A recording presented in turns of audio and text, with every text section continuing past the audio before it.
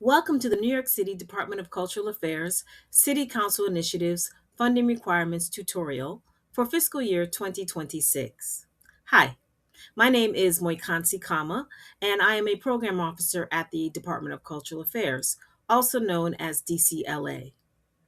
This video is a guide to help you submit complete and accurate funding packages for fiscal year 2026 City Council Initiative Awards. This review will cover where to find the required forms, how to complete each form, and highlight common errors. Submission of error-free packages will help expedite the process so that you can receive your initial payments faster. ¿Tiene alguna pregunta en español? Puede pedir asistencia en español enviando un email al helpdesk al cdfhelpdesk@culture.nyc.gov. Claudia Arseno contestará su pregunta lo más rápido posible. For questions or requests regarding accessibility or accommodations when viewing this video or submitting your funding materials package, please contact our disability facilitator at disabilityfacilitator@culture.nyc.gov. There are 5 key sections in this tutorial. We'll start with the initial downloads you'll need to begin. We'll review required uploads for grant awards that are less than $100,000. We'll take a look at additional requirements, review payments, and we'll end with a review of the uploads required for groups with awards totaling $100,000 or more. If your award is less than $100,000, you may stop watching this video after we review payments. However, if your award is $100,000 or more, there is specific information for you at the end, and we strongly suggest you watch the entire video. Initial downloads. In this section, we'll look at the initial downloads required to begin. We'll show you how to access and review your award letter. We'll take a look at the funding requirements document. We'll review how to complete your initiative form, including a look at the project synopsis, and we'll show you how to download your grant agreement. So let's get started. You'll need to download a couple of documents first. Since the payment process begins with your award letter, which will be emailed and can be found in your DCLA account, we'll start there. To access your letter, log into the Salesforce portal and go to your dashboard to access the appropriate City Council Initiative form. Click View Download on the grant form. Select Grant Award Letter from the drop list. Your letter will pop up in a separate window. Download it. The letter will look like this one. Please review your award letter for important information on the grant. Click on the Guidelines and Funding Materials link in the letter for key information and required grant documents. The link is prominently placed in the 4th paragraph right under your designation amounts. Please remember to refer back to your award letter for instructions and, if you happen to misplace, your funding requirements document. Now let's take a look at a few sections from the Guidelines and Funding Requirements document. This PDF is a critical tool used throughout your initiative payment process, and it contains extremely important links and information. Here's the top half of page 1. Here you'll see all of the initiatives listed up top. Next is a snapshot of page 9, where, as you can see, you'll find a separate Doing Business data form linked for each initiative. And finally, here's a glimpse at the last page, which provides a handy checklist for your use. In addition to watching this tutorial, please be sure to carefully read this document and follow all its instructions. Remember, most of the uploads required to receive your initial payment are linked in this document. For that reason, all grantees are encouraged to keep the funding requirements document by their side when submitting their funding materials. Now that you've reviewed your initiative funding guidelines document, you can complete the initiative form. Go back to your dashboard, select the appropriate initiative form, and click the Start Initiative Form button in the lower right corner. The project synopsis portion of the initiative form is where you describe the specific programming which the designated funding is intended to support. Before completing the synopsis and project budget, please review the guidelines document carefully for detailed information on eligible activity and other requirements. If you have any questions about the proposed project activity, please contact your program officer. Once complete, the synopsis will populate Exhibit A of your grant agreement and generate a grant agreement document. Then you'll continue on to the funding materials upload link, which leads to the upload page where, as you can see just above the green arrow, you will find a link to download your grant agreement. Please note, if your program officer requests revisions to your project synopsis, after you save those revisions, this is where you'll download your revised grant agreement. Now let's quickly review exactly what you are required to submit. You are each required to submit a signed and dated grant agreement. All groups that receive more than $5,000 must submit a completed doing business data form, and all grantees are required to submit a lobbying certification. For many of you, those 3 documents are the only uploads needed to receive your initial payment. However, if you are a new grantee, you will also need to submit a substitute W-9. And grantees with awards that total $100,000 or more must submit insurance documents and other required materials. Now is also a good time to mention that if you received FY25 funding from DCLA, before FY26 funds may be released, the agency must have received and approved your FY25 final report.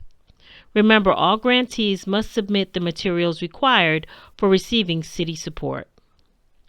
Please refer to your downloaded Initiative Funding Requirements document for details.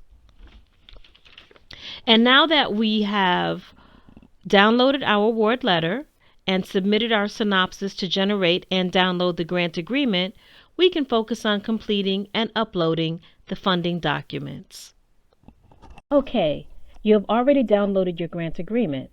To prepare it for upload, make sure you provide the entire document, including the appendix, and be sure to sign and date page 3 of the agreement. We have very specific guidelines for how all of your documents must be signed. The signature should be a digital reproduction of the signatory's handwritten signature or a scan of a wet signature, which is a document that was signed in ink. The digital reproduction can be a digital photo of the signatory's autograph, but it cannot be a typed signature. Please do not select a cursive or italic font and type in the signatory's name. If the signature is typed in, your grant agreement will be kicked back to you for re-signing, and this slows down the payment process. Documents with e-signatures submitted using DocuSign or another secure signature equivalent are acceptable, but please note DCLA does not provide access to DocuSign or to other software and will not reimburse fees incurred by organizations that opt to use this method. The last page of your grant agreement is a certification by insurance broker or agent. If your total award is under $100,000, you do not need to do anything with this page. You don't need to get it notarized. Just leave it blank at the end of your grant agreement. These instructions are also included on page 5 of your Initiative Funding Requirements document. Next is the Doing Business Data Form. All grantees that receive more than $5,000 must complete the Doing Business Data Form. You can find this form linked in the Initiative Funding Requirements document on page 9 under Doing Business Data Form. You'll notice that we've linked a separate form for each initiative. You must use these specific forms. Please do not do a Google search for the Doing Business Data Form or upload a version of the form that you have submitted to a different agency or even a different DCLA grant. Be sure to select and use the appropriate form linked in the Funding Requirements document. We are not able to accept incorrect versions, and if needed, we will come back to you with a request to submit the correct form, and this will slow down your payment process. So let's talk about how to complete the Doing Business Data Form. If you use the links we provided, the top gray box will be correctly pre-populated. Under Entity Information, type in your EIN and entity name. In the gray filing status box, you must select one of the three options and follow the corresponding instructions accordingly. Those instructions will either tell you which portions of the form you need to fill out or skip to the bottom of the last page. If you have previously filled out a Doing Business Data form and select option 2 or 3, you must also provide the date of your previously submitted form. You must at minimum include the month and year that your previous form was dated. Regardless of which option you choose, you must fill out all fields in the gray certification box at the end of the form, sign it, and date it with the current date. This slide only applies to new grantees. If this is your first city grant, you will need to complete and upload a substitute W-9 form to submit your information for the city's financial management system, FMS. That form can be found linked on page 9 of the Initiative Funding Requirements document, listed under First-Time Grantees. Please only use the form found in that link. You will see that it has a green NYC logo in the upper right-hand corner. Again, we can only accept the version of the form that is linked in the Funding Requirements document, so please do not search for the form online or submit an old form from your records. All City Council Fund recipients must submit a lobbying certification, which is linked in the Initiative Funding Requirements document near the bottom of page 8 under Lobbying Certificate. When completing this document, please make sure that the top portion of the form is completely filled out with your entity information. You must then select at least one of the bolded options and print your name, sign, and date at the bottom. Here again, please follow the instructions for acceptable e-signatures that are laid out in the Funding Requirements document, and do not simply type in your name in a cursive font. Now we'll review accessing the funding materials upload. However, if you are comfortable with uploading documents, you should still keep watching because there are more documents to review, and we want to ensure that you provide all the correct documentation. All your required funding materials will be uploaded via the Funding Materials Upload in the Salesforce portal.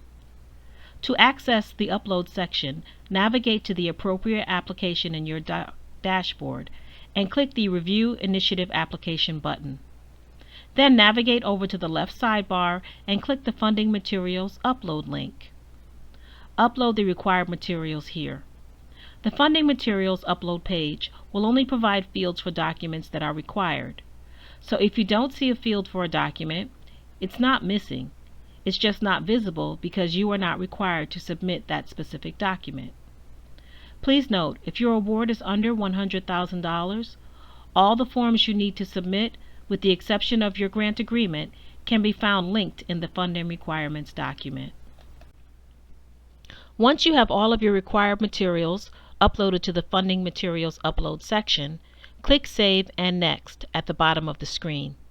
Follow the prompts all the way through to the Final Review and Submit form.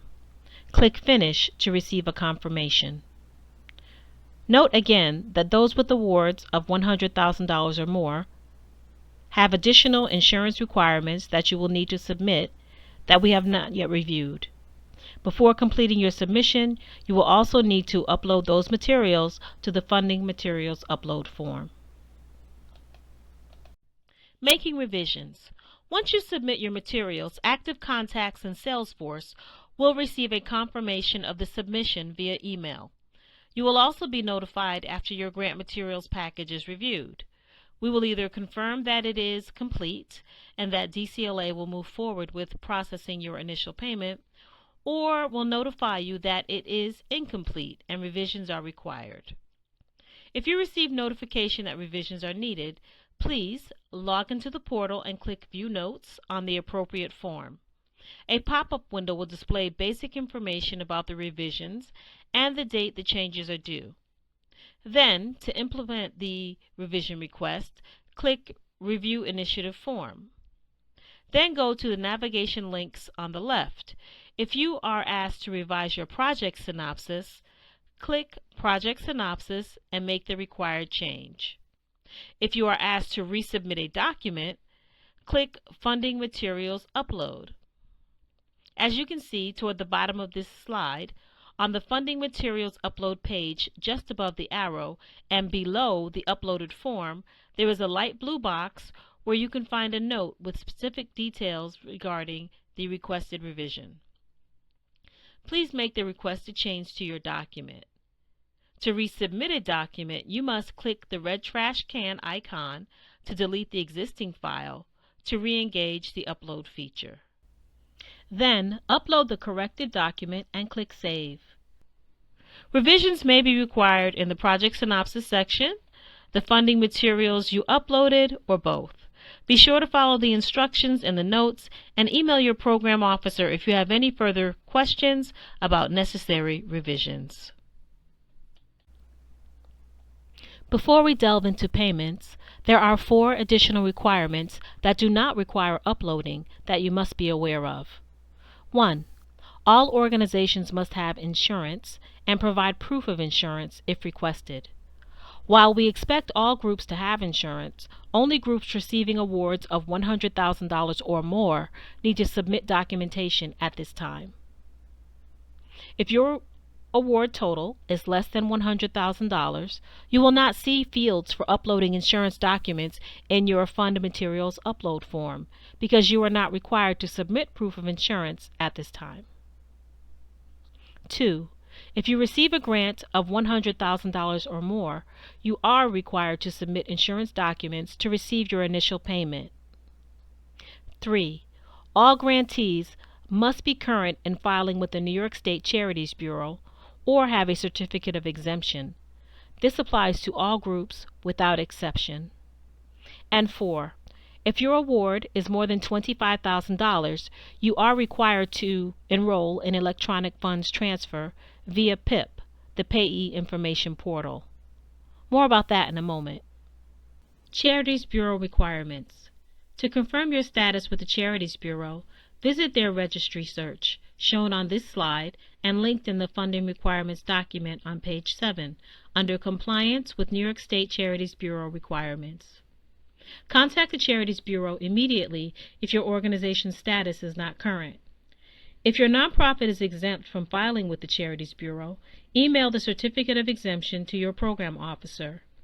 If you don't know who that person is, contact the Help Desk at cdfhelpdesk@culture.nyc.gov, or if you're a CIG, email ciginfo@culture.nyc.gov, and your program officer will respond.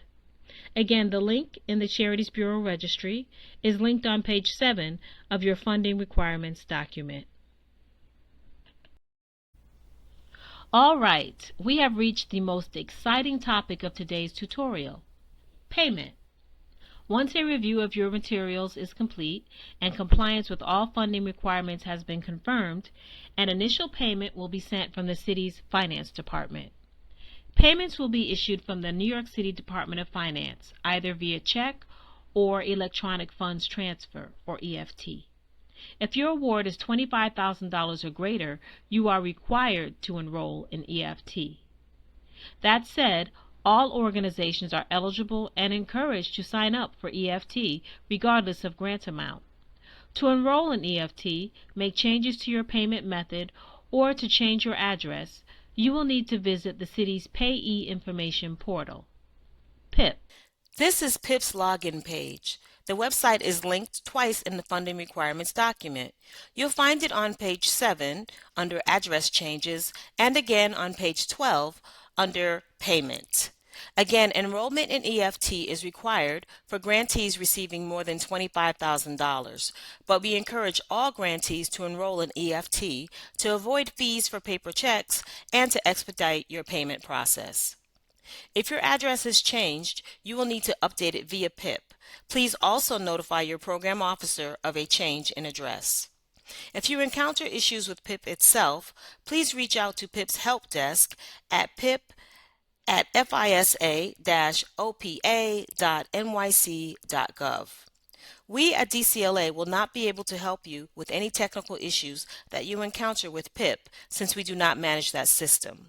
Please note that organizations with an open contract with another city agency may get an alert that they are not permitted to update their information via PIP. If this is the case for your organization, please contact your program officer.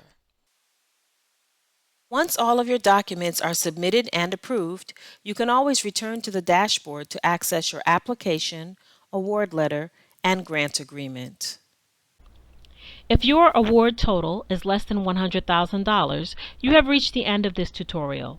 Thank you for watching, and as a reminder, please read the Initiative Funding Requirements document and keep it close by as you submit your funding materials.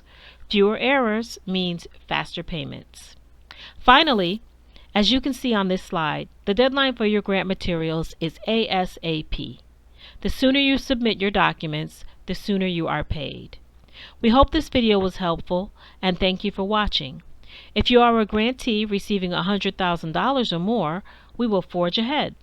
Please keep watching this video for additional tips on submitting your insurance and other required materials. For those of you receiving awards of $100,000 or more, remember that to whom much is given, much is expected. You all have additional documents to submit, so stay with me as we leap into the final segments of this video.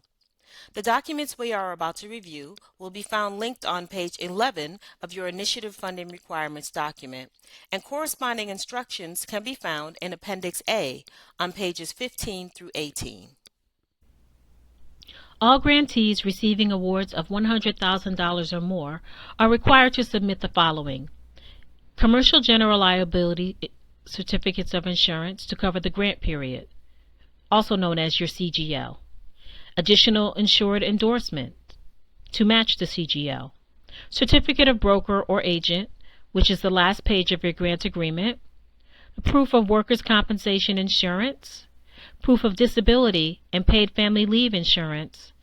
An organization certification, and 2 individual certifications. Insurance tips and requirements for awards of $100,000 or more. Agreements with organizations receiving $100,000 or more must be reviewed and approved by our agency chief contracting officer before any payment can be issued. Legal names and addresses of organizations should be consistent throughout all submitted documents. Insurance coverage must be for the full grant period of July 1st, 2025 through June 30th, 2026. If you need to submit multiple insurance documents to show full coverage, please combine them into one PDF. The broker certification in your grant agreement must be signed by your insurance broker or agent and notarized. We recommend you share the FY26 Initiative Funding Requirements document with your insurance broker or agent and keep it on hand for detailed instructions. We'll start this review with your Commercial General Liability Insurance. We strongly encourage you to click on the Accord 25 certificate linked on page 11 of the Initiative Funding Requirements document and view the sample certificate. As you can see on this slide and will find in the sample, the fields that you will need to fill out have been filled out in blue as an example. A few other things to note: on the Accord 25 certificate, the description of operations field must include the following sentence verbatim: the City of New York, including its officials and employees, is an additional insured. And the NAIC insurance code must be typed for all insurers affording coverage. Also, the Department of Cultural Affairs must be identified as the certificate holder using this specific name and address: City of New York, Department of Cultural Affairs, 31 Chambers Street, 2nd floor, New York, New York 10007. Your insurance must cover the entire grant period. However, if your organization's insurance coverage differs from the grant period, multiple certificates may be required. For example, if your policy effective date is September 2025 and the policy expiration date is September 2026, you must submit the certificate for September 1st, 2025 through September 1st, 2026, and the certificate for September 1st, 2024 through September 1st, 2025, so that together they cover the full grant period of July 1st, 2025 through June 30th, 2026. If your insurance for the entire grant period has not yet been acquired, the certificates by your organization must cover, at minimum, July 1st, 2025 through the date you submit your grant materials. If you are submitting two certificates, please combine them into a single PDF and upload them to the CGL field in the portal. If, like the example, your policy period is July 1st, 2025 through June 30th, 2026, you need only submit the one certificate. Please refer to the Fiscal Year 26 Initiative Funding Requirements PDF for an expanded explanation of the items required for your CGL. Additional insured endorsement. In tandem with CGL coverage, an additional insured endorsement that includes the city as an additional insured must be submitted. ISO forms CG 20-2604 or CG 20-1004 are commonly used. Both are shown on this slide. You can submit one or the other. You do not need to submit both. Links to samples of both forms can be found in the Initiative Funding Requirements document on page 11 under Additional Insured Endorsement. When you fill out the form, make sure the policy number matches the policy number on the Accord certification. If there are multiple certificates covering the FY26 grant period with different policy numbers, DCLA requires an endorsement for each. If you are submitting two, one for each policy, please combine them into a single PDF to upload. Under Name of Additional Insured in the schedule, you must include the following language verbatim. The City of New York, including its officials and employees, is an additional insured. Please do not include DCLA's address. However, if, and only if, your insurance broker requires that an address be included, you must include care of in front of the DCLA address.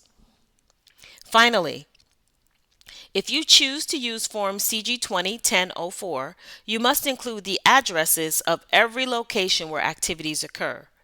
Therefore, we recommend using the form on the left, Form CG 20-2604. Certification by insurance broker or agent. You can find this form linked on page 11 in the Initiative Funding Requirements document. A copy is also provided at the end of your grant agreement. A certification by insurance broker or agent form must be provided by your insurance broker or agent to confirm that the information on your CGL coverage is accurate. Note that this form must be notarized and must be current.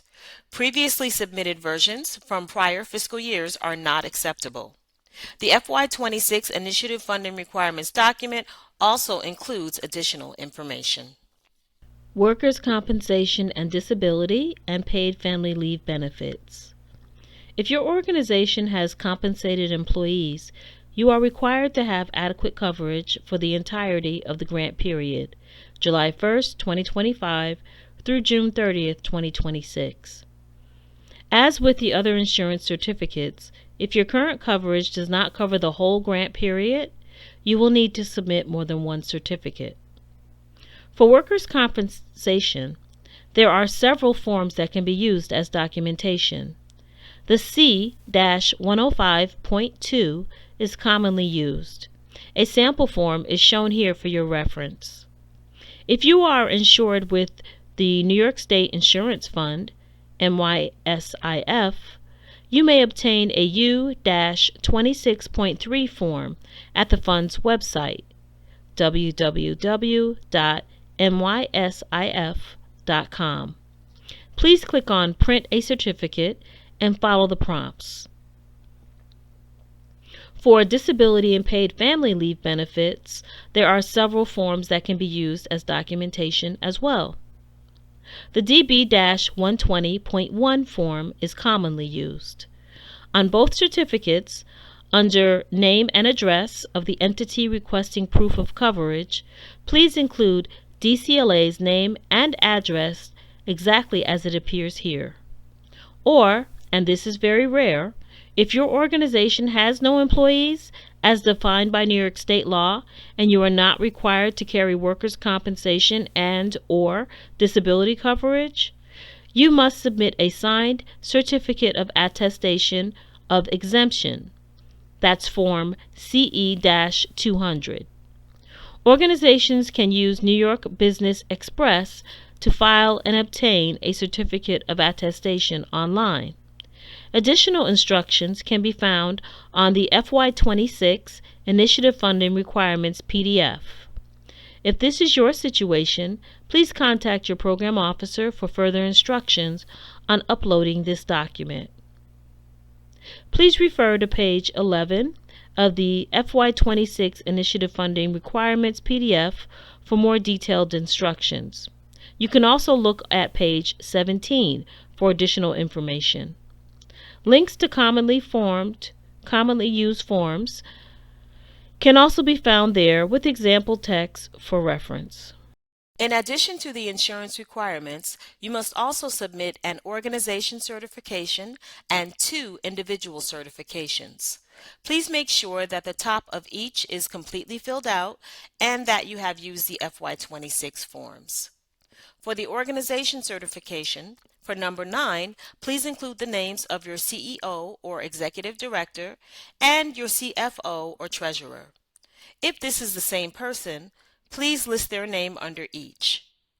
If any of the 9 listed statements are not true, an explanation on a separate sheet must be attached to organization certification, and the 2 together should be uploaded as a single PDF to the organization certification field. For your 2 individual certifications, one for the CEO or executive director and one for the CFO or treasurer, please combine the 2 into a single PDF and upload it to the individual certification field. If your CEO and CFO are the same person, you only need to submit one form. As with the organization certification, if any of the statements are not true, an explanation on a separate sheet must be attached to the individual certifications, and all pages should be uploaded as a single PDF to the individual certification field. All forms must be signed and dated at the bottom. These documents are linked on page 11 of the Initiative Funding Requirements document. All right. We have finally reached the end of this entire presentation. Again, once all of your forms are completed, you will upload them to the corresponding fields in the Funding Materials Upload page and follow the instructions for submitting laid out earlier in this presentation. And the procedure for review and revision will take place as described. Because of the additional procedures required to process grants of $100,000 or more, it may take longer to issue your award. We appreciate your patience in this matter, but you can also help us to process your award more quickly by carefully following the instructions provided in this video and in the Initiative Funding Requirements document. If you need any assistance, please reach out to your program officer. If you don't know who your program officer is, email cdfhelpdesk@culture.nyc.gov for assistance. And if your organization is a CIG, email ciginfo@culture.nyc.gov. Again, the deadline to submit your grant materials is ASAP. Please retain the Initiative Funding Requirements PDF for reference throughout the fiscal year. Thank you so much for watching this video, and we look forward to processing your funding materials package as soon as possible. Goodbye.